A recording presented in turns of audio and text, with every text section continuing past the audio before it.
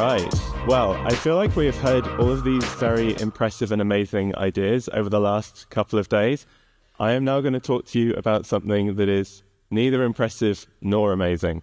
I'm going to talk about the Horizon IT scandal, and I'm going to talk about the terrible consequences that happen when we trust computers more than we trust people. I want to give a very brief content warning as well, just highlight that I am going to be mentioning the ideas of psychological abuse and suicide in the first few minutes. For those who aren't from the UK, you might not know how the post office works. For those who are from the UK, you might not know how the post office works. The post office is a UK company that sells stamps and other products for people to send their letters and their parcels. The UK post office has 11,500 branches. Most of those are not run by the post office themselves. So 9,500 of those are run by local sub-postmasters and sub-postmistresses. I'm going to be calling those people SPMs, so you're going to hear SPM a lot throughout this talk. Those people are not employees. They are not employed by the post office directly. They are small independent business owners who often have like a newsagent, a place that sells like newspapers and chocolate bars, but they are also able to offer post office services so you can go there to buy your stamps. So the question is, how does the post office manage those accounts? How do they understand the stock levels and make sure that the SPMs pay the right amount to them at the end of the month? The answer was the system called Horizon. Horizon was released in 1999. It was built by Fujitsu, and at the time of its rollout, it was described as the largest civilian IT project rollout in Europe ever. And the idea behind Horizon was that we would have an on-premises computer in each of the branches, and then that would control the stock levels, it would manage the accounts, and that local computer then could be accessed so that the post office knew how much each SPM had to pay. I would say everything so far, to me, seems perfectly reasonable. They were building a very big distributed system on internet of the quality of 1999, which some of you will remember how bad that was. So having these local trusted installations makes a lot of sense as a way of ensuring the uptime of those systems. Unfortunately, the system was very flawed. It misreported how much money the branches owed the post office. The SPMs saw this, they complained, and their complaints were ignored. The post office trusted the system to a high degree, and in fact the SPMs were all told that the system worked and that no one else had had the same problems. There's a word for this. This is gaslighting. This is telling people systematically not to trust their own perceptions and experiences and that they are wrong, their memories are wrong. Some of the people who were accused paid. Some of the people who were accused didn't pay on principle because they knew that they were right, and some of them didn't pay because they simply couldn't. And they were treated as thieves. They were prosecuted, they were taken to court. What really makes this a scandal, though, is that there were people inside the post office who knew that these flaws existed. They denied them. And in fact, they still started new prosecutions and continued existing prosecutions even after they knew about the flaws. And this was huge. It was described as one of the worst miscarriages of justice in British history by a House of Commons committee. There were 4,000 people who were affected. There were 983 convictions using evidence from the Horizon system. But unfortunately, prosecution isn't the end of the story. Some people were made bankrupt, some lost their homes, some suffered mental or physical health problems as a result of their treatment or of the financial consequences, some were harried as thieves by their local communities, some suffered breakdowns in relationships with their partners, their children, their families and friends, and several died by suicide. The rest of this talk is going to be about all of the shitty events that led up to this situation and what we can learn from them. I want you to keep three things in mind, though. This all starts with buggy software, and the result was these huge, tragic consequences, and a lot of the steps in between were about not trusting people enough and putting too much trust in computers and systems. And if you take anything away, I hope it will be that we should be trusting humans more than we trust systems. So, The post office wanted to believe that their system was perfect, and they assumed that the people who said otherwise were lying. They said where issues arose in relation to the SPMs, the most likely explanation was dishonesty, and there was a strong resistance to countenancing the existence of flaws in the Horizon system. Now, with hindsight, I think it's very easy to see that the system was flawed. But even if we don't know that, my instincts are exactly the opposite of the post office's. I think we should trust people. I think, especially if a large group of people is independently telling you the same things, we should default to trusting them. And of course, bad actors do exist, and sometimes we should verify what we hear, but we should default to trusting people first. Now, this is all compounded by how the courts treat evidence that comes from computers. This was decided in the year 2000, kind of ironic because people in software in the year 2000 thought that the biggest problem they were going to face was the Millennium Bug. It was probably this instead. The Law Commission in the UK wrote a report, and they said that the main problem with evidence that had come from computers was data errors rather than software errors.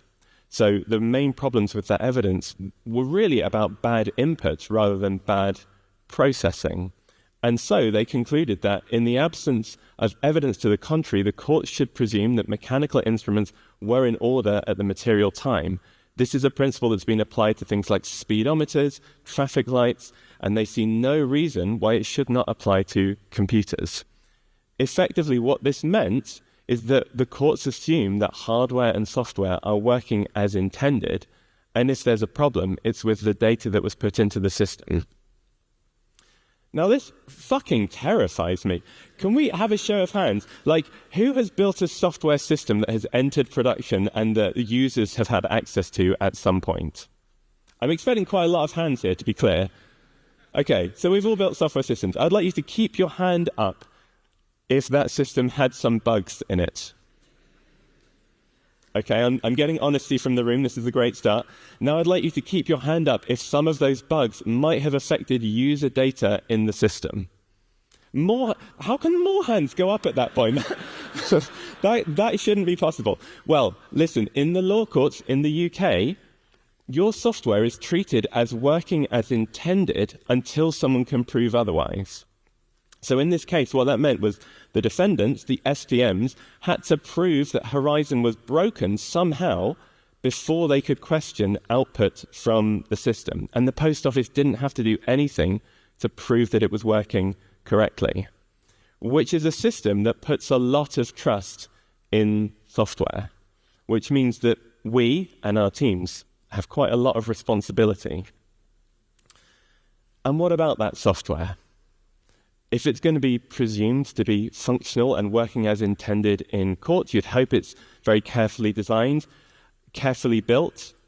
No, there were no development standards or methodology, coding practices, peer reviews, unit testing standards, design specifications in place. In fact, this team was like the Wild West.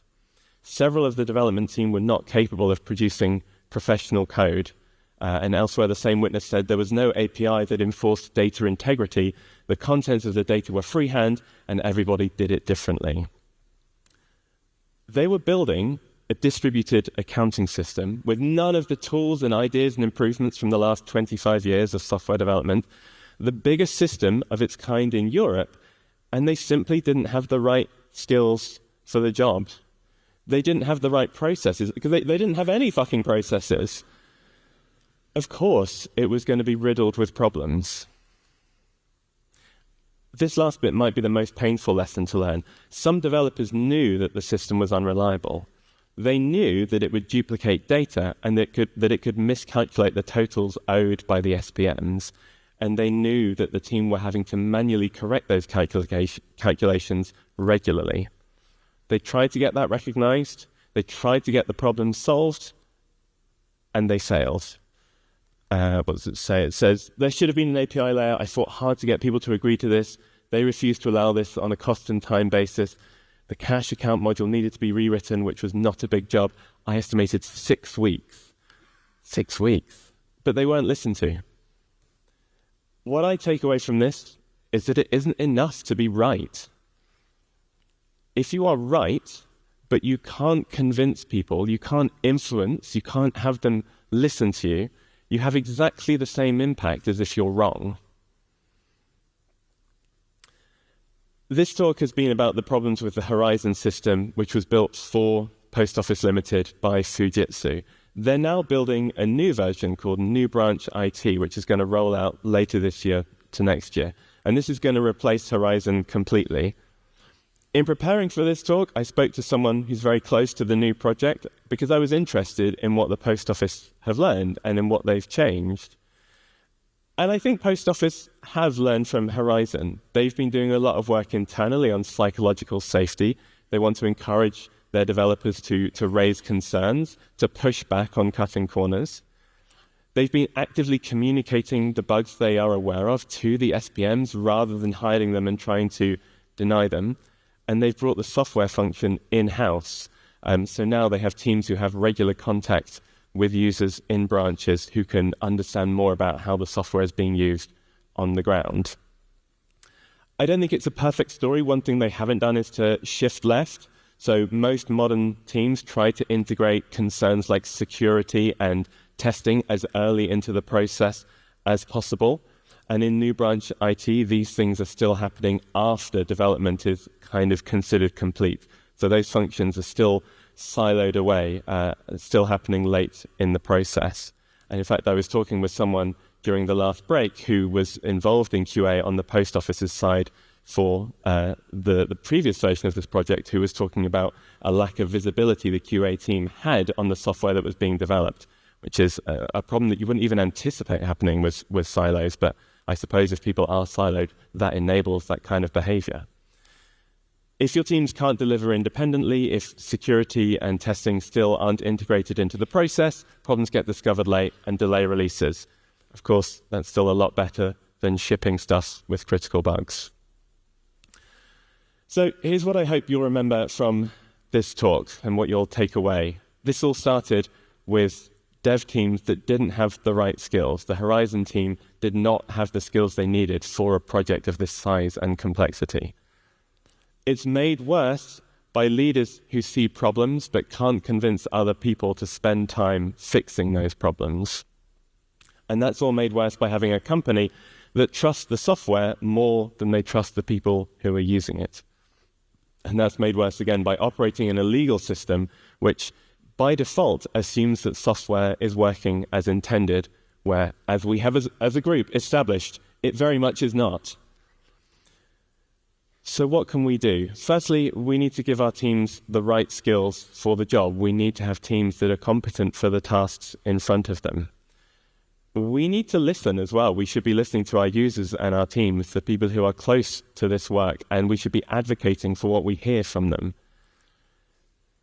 We should be trusting people more than systems by default. It's okay to verify. We don't just have to trust in isolation, but we should default to a position of trust.